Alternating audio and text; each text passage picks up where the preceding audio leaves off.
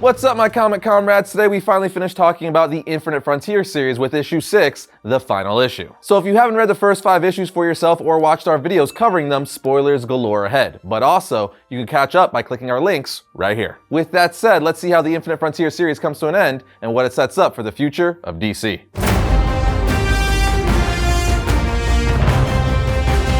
Issue 6 starts off with us seeing Barry Allen running as a voice tells him, "Worlds will die. Run, Barry. Run. Save them." While Barry says, "I'll save you." Wait, where am I running? Yes, I'll save you. I'll save the multiverse. We then get a 2-page spread of our heroes fighting the Injustice incarnate, while Darkseid stands on top of a cliff saying, "All of creation will kneel to me before the day is done. The quintessence witnessed my rebirth when the multiverse was restored. All my past versions combined into one ultimate version. They hoped to imprison me, but this also became their end. I killed them so they could not stop me. For eons I've sought to control the multiverse with the anti-life equation, but here I found something more powerful." On the next page, Darkseid continues to say, "Once Flash cracks through our multiverse, I will have access to the door to what is beyond. You are my key, Omega Lantern," as he holds a chain that's connected to a floating Roy Harper Omega Lantern. "Through you, I can control the greatest force in any and all multiverses." Well, that's one way to open up an issue, to reveal out the gate that this version of Darkseid is all the past versions of Darkseid combined into one ultimate version. Absolutely crazy, which explains Darkseid's new color scheme, but also we learn that Roy Harper, his Omega Lantern, is the key to unlocking and controlling the greatest force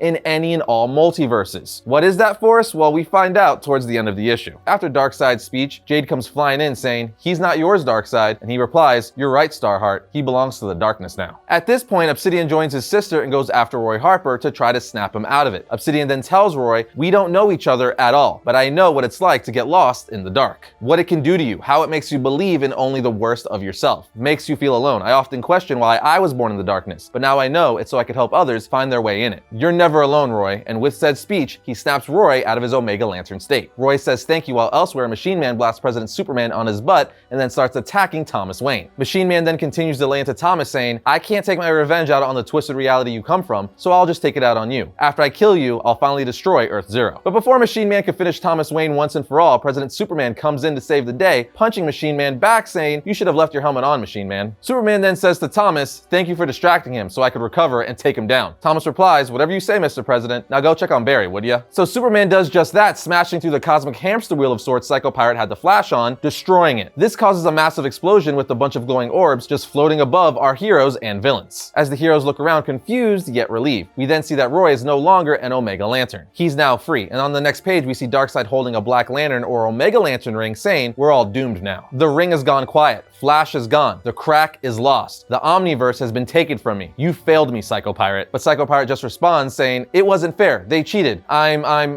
needed in another event," and teleports away. Machine Man then makes his way to Darkseid saying, "Darkseid, let Psycho Pirate run. He's weak, a coward. We could still find the crack in the Omniverse. We could find the Flash and give you the control over the multiverse. This is not over. I can fix this." But Darkseid just responds by blasting him with his Omega beams, killing him. President Superman then goes in to attack Darkseid, but he just blasts them all with his Omega beams, saying, "Today's battle is over," transporting himself, all the heroes and villains away. On the next page, we see that Darkseid teleported President Superman, Thomas Wayne, Captain Carrot, and several other heroes back to the House of Heroes. Thomas Wayne then asks, "Why wouldn't Darkseid just kill us?" Superman then speaks up saying, "We need to find the Flash and the crack in the Omniverse before Darkseid. Call the rest of the Justice Incarnate," with the caption box saying, "To be continued in Justice League Incarnate 1, out in November." Then back on Earth Zero a few days later, we see Agent Chase talking to Roy Harper, and we find out she's the new head of the DEO. Through their conversation, we learn that Alan, Obsidian, Jade, and the rest of the JSA made it back to Earth Zero, and they checked in with the Totality, monitoring what Darkseid and Psycho Pirate did, but there was no changes to the time-space balance. But Chase says Earth Omega is hidden. Just like Bones, I have no idea where he landed. Agent Chase goes on to say, "But I'll find him and kick his butt once and for all." Roy then asks, "How did Bones talk you into this whole thing?" She replies, "Oh, that. Well, he showed me other versions of me out there in the multiverse. At first, it scared the crap out of me, made me question everything I knew about myself. Which one is the better version of me out there? Which one is the bad version? Extract? But then on Earth Omega, I realized, what if there's a great version of Cameron Chase in the multiverse, and it's me?" She then asks Roy, "How about you? You're gonna find your daughter?" He tells her, "That's priority number 1. When the Black Lantern ring took over, I saw everything I loved pulled away into the dark. It made me confront what I had been really feeling. I was so afraid of missing that I wasn't taking my shot, but it's time to get back to the living," as he stares at the Titan's tower, telling us that he's about to tell all of his friends that he's back from the dead. We are then taken back to Earth Omega, where Darkseid says, "They don't understand what we unlocked today. Are you ready to bow to me? Will you not fail me like Psycho Pirate?" As he holds out a Black Lantern / Omega Lantern ring to extract in the palm of his hand. She answers saying, "Yes, Darkseid, but I got to ask, why did you let them all live?" He tells her, "Because all the heroes of the multiverse will play a role in the coming wars, just as my family will. We have feuded before, but that needs to be left in the past," as we get a panel of Steppenwolf, Darkseid, Calabac, Grail, and Granny Goodness. Darkseid continues to say on the next page to his family, "I have brought you all here so you can understand what is at stake. Earth Omega was never a world. It is a piece of a resting enemy, dormant since the first crisis, and now it wakes. We will find the Flash and the crack in the Omniverse. I'm not the only one who seeks this power, but only I will control the Great Darkness." As we learn, other heavy hitters in the DC universe are also looking for this power, such as Trigon, Eclipso, and Necron, while revealing to his family the power he seeks to control and or the greatest power in any multiverse is the Great Darkness. Then in the epilogue of the book, we see that after President Superman broke the cosmic hamster wheel, as I'm calling it, the Flash is still running, saying, "Psycho Pirate, damn it. I was on Earth Omega and he was manipulating me into running and chasing after someone, but there was no one there. I need to warn Justice Incarnate and the Justice League, but first I need to stop." And when he stops, he looks up asking where he is. He continues to say, "This place, I've been here before. When I died, I remember." A voice then tells him, "This is Multiverse 2. It's what came before, destroyed by the Anti-Monitor in the first crisis. The Empty Hand and the Gentry fed on it for years. It was all my fault. Its ruin started with me. They made me watch as each world was swallowed in darkness. I tried to warn them, but no one would listen. They could have stopped it, but they didn't. You have no idea what it does to a person to be forced to witness infinite Earths being erased. The Anti-Monitor destroyed it. Alexander Luthor tried to find the perfect world, and Darkseid wishes to control it. But they're all wrong. There is another way." Flash then asks, "Who are you?" The man tells him, "My name is Pariah, and it's time that we moved on. Stop apologizing for the past, and let the real multiverse truly live." As he touches the Flash symbol on Barry's chest, seemingly disintegrating Barry down to a skeleton. But on the last page, we see Barry back in what looks like the Golden Age at dinner with his Flash family, saying, "Thanks, Mom." Then on the last panel of the issue, we see Pariah say, "We will all be happy, no matter what," as he holds a world with the Flash lightning symbol around it, and the comic book telling us to be continued in 2022. Well, that's crazy. DC and Josh Williamson have brought Pariah back. For those of you who don't know, he's a former scientist from an alternate Earth who was sent out to dying worlds